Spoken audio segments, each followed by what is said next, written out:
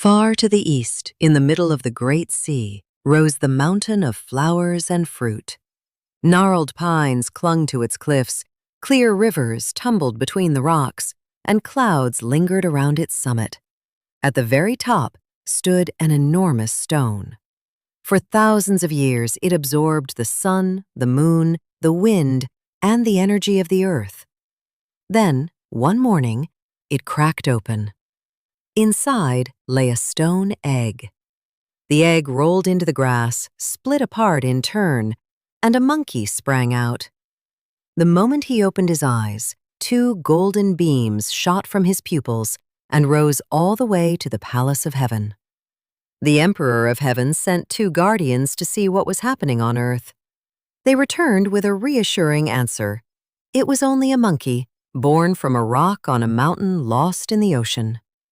Heaven decided the matter was none of its concern. The monkey grew up among the others, eating fruit, drinking from the streams, and sleeping in the branches.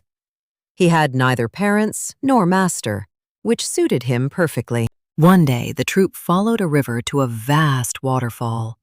The water crashed down with such force that nothing could be seen behind it. The monkeys began to shout, "Whoever passes through the waterfall and returns alive shall be our king!" They all agreed, but only the stone monkey stepped forward. "Keep your word." He gathered himself and leapt straight through the curtain of water. Behind the waterfall, he found an iron bridge leading to a great cavern with benches, bowls, dry chambers, and enough room to shelter the entire troop. He crossed back through the water and announced his discovery. The others followed him in. Once the troop had settled in, he climbed onto the highest seat. "You promised a king." And so began the reign of the Monkey King. For nearly 300 years, he lived happily among feasts, expeditions, and quarrels, which he usually settled by seizing both offenders by the scruff of the neck. His subjects adored him, and he believed he had everything he could want. Then, in the middle of a banquet, he began to cry. The monkeys dropped their fruit and stared.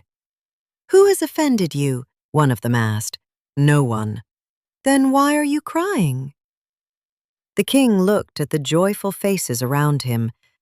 "Because all of this will end. One day, death will come for me. It will take you too, and this cave will belong to others." A very old monkey told him of beings who could escape death, sages who lived far from humankind and knew the secrets of heaven and earth.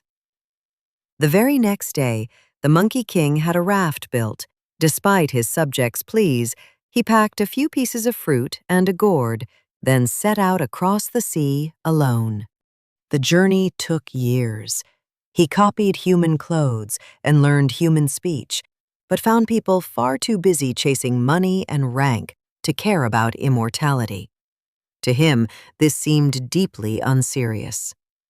At last, deep in a forest, he met an old master. The old man immediately saw that his visitor was no ordinary monkey. He accepted him as a disciple and gave him a name, Sun Wukong, the one awakened to emptiness.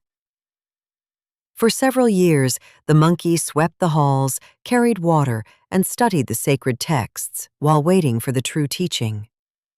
One day, the master offered to teach him the art of foretelling the future. "Will that stop me from dying?" Wukong asked. "No." "Then I'm not interested." Next, the master offered him remedies for a long and healthy life. "Will they make me immortal?" "No." "Then they're no use to me." Meditation, alchemy, prayer, or miracles, the monkey always asked the same question and shook his head whenever the answer was no. The other disciples were scandalized. At last, the master struck Wukong 3 times on the head with his staff, then left the hall and shut the door behind him. Everyone thought it was a punishment. Wukong understood the message. At the 3rd watch of the night, he slipped through the back door and found the master waiting for him. Pleased by his cleverness, the old man taught him the secret of long life, 72 transformations, and the cloud somersault, which could carry him thousands of miles in a single bound. Every new wonder fed his pride a little more. One afternoon, his companions asked for a demonstration. Delighted to have an audience, he transformed into a towering pine tree, so perfect that the disciples burst into applause. The master hurried in. "You learned these powers to protect yourself," he said, "not to gather applause. Today, you entertain your companions. Tomorrow, you will want to impress the entire world. Leave, and never tell anyone that I was your master." Wukong protested, then realized it was useless. He somersaulted into the air and returned to the mountain of flowers and fruit before the day was over. The monkeys welcomed him as though he had returned from the dead. He announced that he no longer feared death and showed them his powers. All he lacked was a weapon worthy of him. He plunged down to the Dragon King's underwater palace and asked to borrow something suitable. They brought him a long sword. He spun it between two fingers.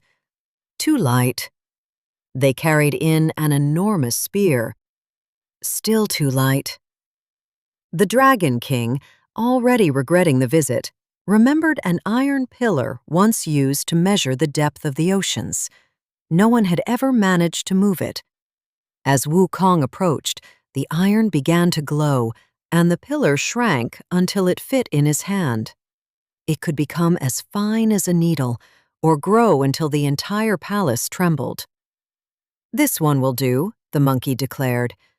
Since he was already taking the kingdom's greatest treasure, he thought it only reasonable to ask for a suit of armor as well. The Dragon King gave him one just to make him leave, then sent a complaint to heaven. Sometime later, after yet another feast, Wukong fell asleep. Two figures appeared in his dream, looped a rope around his neck, and dragged him to the realm of the dead. "There has been a mistake," he told them. "I am immortal." The guards kept pulling. Wukong drew his staff, smashed through the gates, and demanded the great ledger in which the span of every life was written. He found his own entry. Stone Monkey, expected death, age 324. He struck out the line, then, as a precaution, erased the names of every monkey he could find. He left the realm of the dead among terrified officials. When he awoke, he told his subjects what had happened, and they celebrated for days. The rulers of the dead, meanwhile, sent yet another complaint to heaven. Rather than send an army, an old advisor suggested that the emperor invite the monkey to the palace and give him a job. A title and a few responsibilities might keep him out of trouble. Wukong appeared before the emperor without bowing, greeted the court as if they were neighbors, and asked when he could begin. They made him keeper of the celestial stables. To everyone's surprise, he took the work seriously. He knew every horse, watched over their feed, and slept beside them when they were ill. One evening, during a meal, Wukong asked what rank his position gave him among the dignitaries of heaven. After an awkward silence, someone admitted that keeper of the stables was the lowest post in the palace. It carried no rank at all and was given to those no one knew what to do with. Wukong overturned the table, tore off his uniform, and fought his way out of heaven. Back on his mountain, he proclaimed himself the great sage equal to heaven. The title made the gods laugh, until the army sent against him came back in defeat. Wukong fought with his staff, his transformations, and copies of himself made by blowing on his own hairs. The celestial court decided to recognize his title officially. They built him a palace and made certain he was given nothing important to do. At first, Wukong was delighted. Then he grew bored. He walked into ministers' chambers without knocking and called the eldest gods my old friend. To keep him occupied, they placed him in charge of the orchard of immortal peaches. The orchard held 3,600 trees. Some peaches took 3,000 years to ripen. The rarest required 9,000 and made whoever ate them almost indestructible. Wukong inspected the orchard with great care. He tasted one peach to test its ripeness, then a second for comparison. After that, he stopped counting. One day, 7 fairies came to gather the finest fruit for the banquet of the Queen Mother of Heaven. Wukong, who had been sleeping among the branches in the shape of an insect, appeared before them. The banquet? What banquet? The fairies explained that every great figure in heaven had been invited. And me? They checked their list. His name was not there. Wukong froze them with a spell. On his way to the palace, he met one of the guests, sent him toward a false hall, took his form, and entered the banquet before anyone else arrived. The tables were covered with rare delicacies and jugs of celestial nectar. Wukong sampled the wine while he waited for the others, then sampled the jug beside it. To make sure no one disturbed him, he turned a few of his hairs into sleep-bringing insects and released them into the corridors. Soon, there was no one left to wait for. He ate, drank, and sang. Then he staggered out, took a wrong turn, and found the deserted workshop of the master of immortal elixirs. 5 gourds held the most powerful pills in heaven. Wukong swallowed them like hazelnuts. When his head finally cleared, he surveyed the empty gourds, the ruined banquet, and the sleeping guards. It seemed wise not to wait for the guests. He returned to his mountain, taking several jars of wine for his subjects on the way out. The complaints reached the palace, one after another. The orchard plundered, the banquet devoured, the nectar stolen, the elixirs gone. The Emperor of Heaven sent every soldier, general, and magical creature at his command.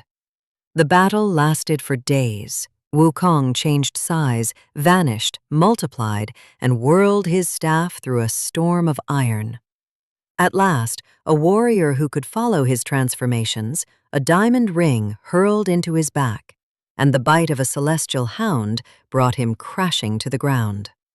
They tried to cut off his head. The blade shattered, lightning made him yawn.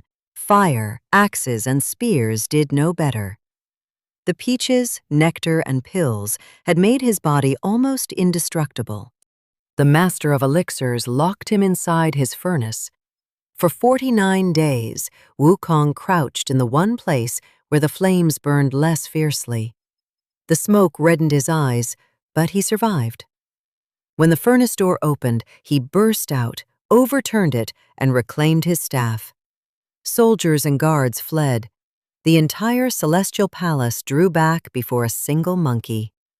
Wukong advanced to the throne room, but did not enter. A man with neither armor nor weapons stood before the doors. His calm infuriated the Monkey King more than all the armies of heaven. It was Buddha. "Why are you laying waste to the palace?" Buddha asked. "Because the emperor is not worthy of his throne. Let him give it to me. I possess 72 transformations. I can cross the world in a single bound, and no weapon can kill me." Buddha raised one hand. "If you can escape the palm of my hand, the throne will be yours." Wukong burst out laughing. The hand looked scarcely larger than a lotus leaf. He jumped into the palm and prepared to leap. He crossed rivers of stars and regions no traveler had ever seen. At last, he found 5 reddish pillars standing at the edge of the void. "So this is the end of the world." To prove his achievement, he turned one of his hairs into a brush and wrote on the middle pillar, "The great sage equal to heaven was here." Then he somersaulted away. He landed in Buddha's palm, immensely pleased with himself. "Prepare the throne. I reach the end of the world." Buddha raised his hand and showed Wukong its middle finger. The words he had written were still there. The monkey stepped back, unable to answer. Then he declared that the wager had been rigged and tried to escape. Buddha's fingers closed before Wukong could gather himself. His hand became a colossal mountain that crashed down and imprisoned the monkey beneath the stone. A seal placed on its summit kept him from lifting his new prison. Under the mountain, the Monkey King shouted, cursed heaven, and vowed revenge. No one came to free him. After crossing the oceans, erasing his name from the ledger of the dead, devouring the fruit of heaven, and swallowing the gods' pills, he had finally won the immortality he had desired for so long. Trapped beneath the stone, he discovered that immortality could last an awfully long time.